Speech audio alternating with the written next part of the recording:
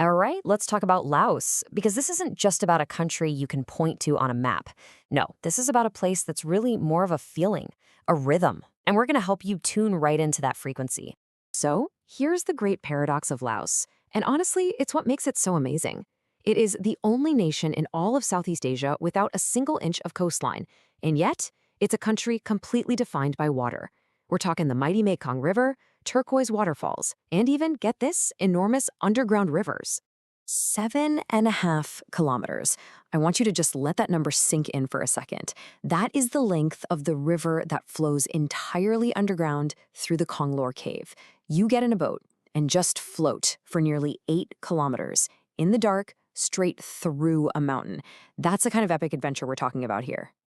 Okay, so our journey is going to start up in the north. This is a region that just feels soaked in tranquility and ancient tradition. This is where you go to connect, not just with some incredible sights, but with a deeper, much slower way of life. Welcome to Luang Prabang. This is a UNESCO World Heritage City where it feels like time itself just moves a little differently. Just picture it. Golden-roofed temples tucked between these charming old French colonial buildings, all set against these incredibly lush green hills. It's the kind of place that just immediately makes you take a deep breath and relax. The real soul of this city is in its daily rhythm. You can start your day before the sun comes up, watching the sacred, totally silent procession of monks.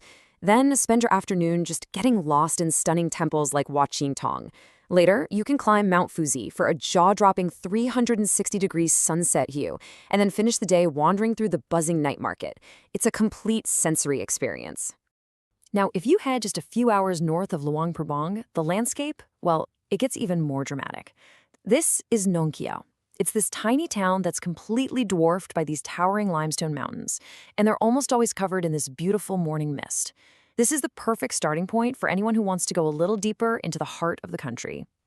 And you know, getting to these places, it's not just about the logistics. It's part of the pilgrimage. The journey to a place like Ngoi, a village you can only even get to by boat, is part of the magic. You realize that the further you get from a paved road, the closer you're getting to the real, unhurried soul of Laos. Okay, time to shift gears. We're now heading into central Laos, and this is where the landscape just opens up and practically begs you to have an adventure.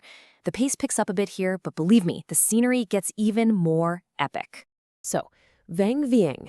This town has had a pretty incredible transformation. For a long time, it was mostly known as a backpacker party spot, but it has totally reinvented itself as this premier destination for outdoor adventure. It's surrounded by those same incredible karst landscapes, making it a natural playground for hikers, kayakers, and explorers.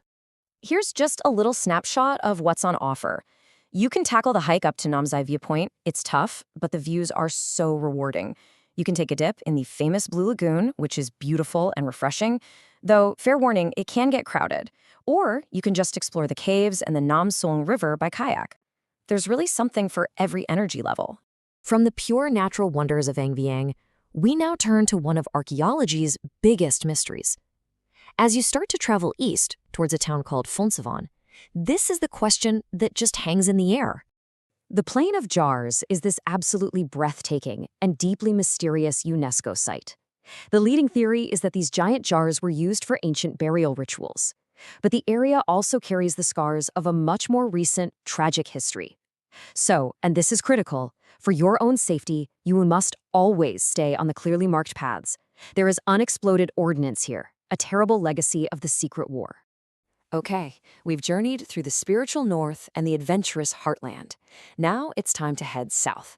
This is the final leg of our journey, and it's where the ultimate reward is found.